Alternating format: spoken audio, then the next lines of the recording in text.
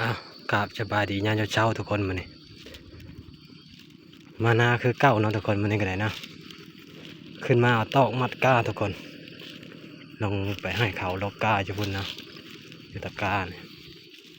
ข้าวก็เริ่มเขียวแล้วทุกคนเลยนี่เริ่มเขียวทุกให้เนาะตอนนี้ให้ที่ดำก่อนหน้าบ่งามทุกคนเลยโอ้ยพอแห้งเนาะมันสีเขียว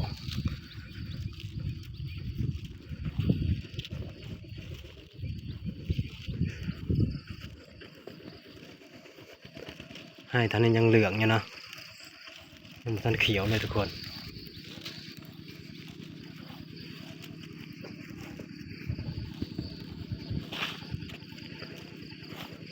แถวนี้ยังไม่ได้ดำจักให้เนาะแถวนี้เนาะ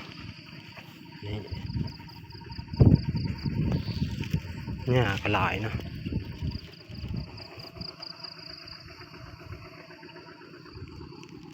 เพิ่นกำลังคาดอยู่พี่น้องไอ้ทางพุ่นนั่นก็ลมมาแห้งพี่น้องไอ้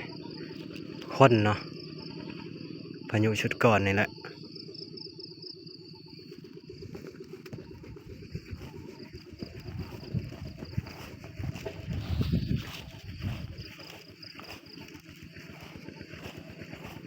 น้ำกับพอดีไทยเลยนี่เพิ่นขาดแล้วเพิ่นเอาเสียมาไถทางนี้พี่น้องเลย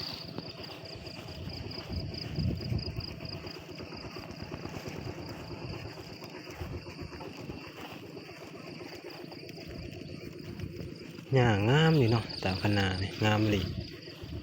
เอางัวเอาควายมาเลี้ยงคือสิคักทุกคน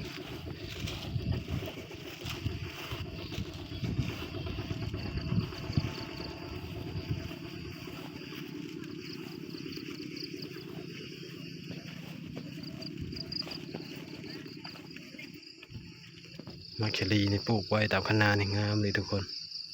นี่ตะกร้าเนาะ